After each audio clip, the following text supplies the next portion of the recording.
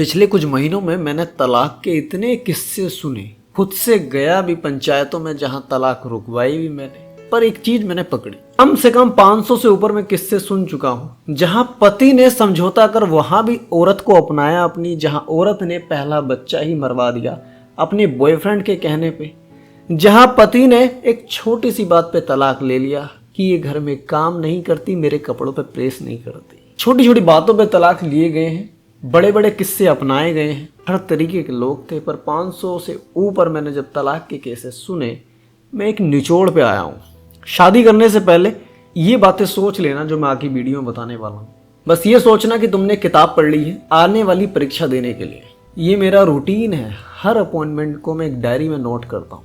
नाम पता नहीं करता, बस ये नोट करता हूँ किस्सा क्या था और मैंने सॉल्यूशन क्या दिया उस व्यक्ति को। फिर रात को जब मैं पूरे दिन की अपॉइंटमेंट्स पढ़ता हूँ, उन्हें सोचता हूँ, मैं सोचता हूँ कि इस पर्सन को क्या मैं इससे बेहतर भी सॉल्यूशन दे सकता हूँ।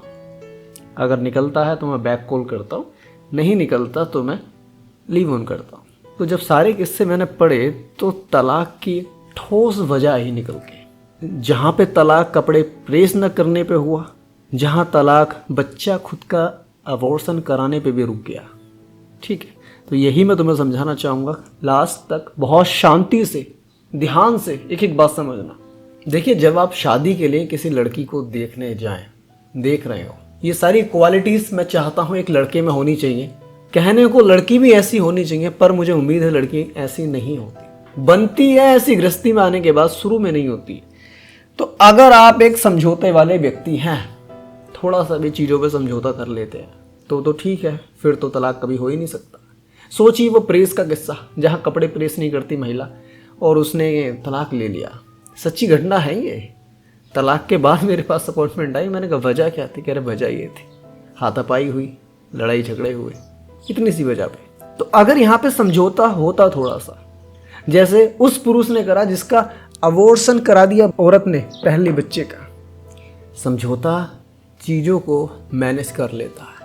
समझौता घुटन नहीं होती है, समझौता समझदारी से होता है। मैं कॉफ़ी पी रहा हूँ, कहीं किसी घर पे गया, कॉफ़ी नहीं मिल पाई, तो क्या है, क्या मैं उसके घर को, उसके रहन सहन को, उसकी खातिरदारी को गलत कह के हूँ? नहीं, भाई थोड़ा सा मैनेज कर लेंगे, नहीं पी घर जाके पी लेंगे। घुटन नहीं है कि मुझे कॉफ़ी नहीं पिलाई। अरे तुम घुट रहे हो तो इंसान हो नहीं हो। समझौता करना सीखना पड़ेगा विवाह से पहले।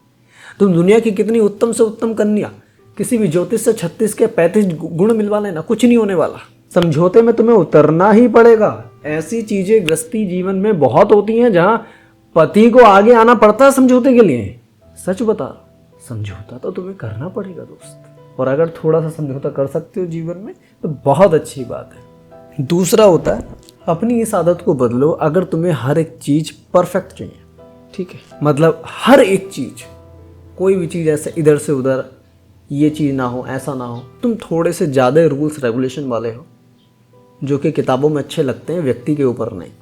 ठीक है, अच्छे तो लगेंगे, रूल्स रेगुलेशन आदमी फॉलो करे, पर कर नहीं पाता। बिकॉज बुद्धि तो कहती है करो, पर मन भी तो है ना। और लड़ाई में, हर मनुष्य की बुद्धि और मन की लड़ाई में मन ही जीतेगा। तो ये चीज़ें हैं कि इस आदत को थोड़ा सा बदल लेना, क्योंकि हर लड़की, हर क्या, कोई भी लड़की इतनी पूरी तरह से परफेक्ट नहीं हो सकती। तुम खुद अपने जीवन में अपने लिए बिल्कुल परफेक्ट नहीं हो सकते, अपनी वाइफ के लिए बिल्कुल परफेक्ट नहीं हो सकते, अपने बच्चों के लिए दुनिया के सबसे उत्तम पिता नहीं हो सकते। कल कोई तुम्हारे बच्चे बड़े होते हैं, वो कहते हैं हमें तो अंबानी जी जैसे पिताजी चाहिए, तो क्या तुम परफेक्ट हो? अब तुम कहोगे ये तो बच्चों की इच्छा है, मैं तो सब कुछ करता हूँ उसके लिए। इच्छा तो तुम्हारी भी यही है कि हर चीज़ परफेक्ट हो, अब परफेक्शन उसे भी दो। समझे? हर चीज़ परफेक्ट मांगना छोड़ दो। हर विषय में तुम भी खुद अपनी लाइफ में परफेक्ट नहीं हो, अपने इच्छाओं के अनुसार समझौता करते आए हो जीवन में। किसकी इच्छा होती है कि 99% से 12th में कमाए? किसकी इच्छा होगी ये बता दो मुझे। किसी की भी नहीं। आई है ना तुम्हारी 70, 80, 60, 50 आई है ना? समझौता करा ना?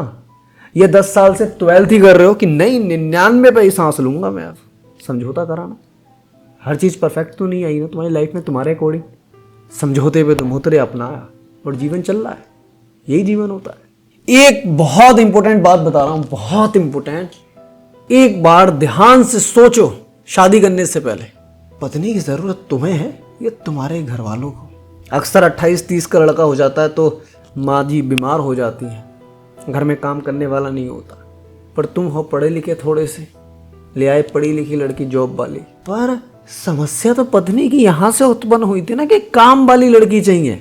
तुम ले आए अपने जीवन के अनुसार कि पैसा कमाएगी, पैसा इकट्ठा करेगी, गृहस्थी मेरी ऊपर जाएगी। सोचो एक बार, तुम्हें ज़रूरत है पत्नी की या तुम्हारे परिवार वालों को? क्योंकि परिवार वालों को अगर ज़रूरत है और तुम उनकी इच्छा के अनुसार विवाह कर रहे हो तो लड़की वैसे लाओ जैसे परिवार वाले चाहेंगे, परिवार वालों की ज़रूरतें पूरी करेगी, वरना विवाद हो जाएंगे और तुम फंस जाओगे। क्योंकि वो कोई वो वाला आदमी नहीं है जो आम जिंदगी में शर्ट पैंट पहन के चलता है, स्टेज पे जाते ही साड़ी पहन लेता है, समझ गए? वो असली की औरत है, वो दो रोल नहीं कर सकती। तो थोड़ा सोचना इस बारे में कि तुम प्रायोरिटी में किसे रख रहे हो, खुद को, खुद के जीवन को, खुद के लाइफ को, खुद की गृहस्थी को या परिवार को। ठीक है, सोच के फिर डिसीजन लेना। क्योंकि काम वाली लड़की से तुम कहोगे काम कर, ये देख क्लास कहाँ पड़ा है, ये खाना कहाँ है, ये कहाँ है, तो विवाद होंगे।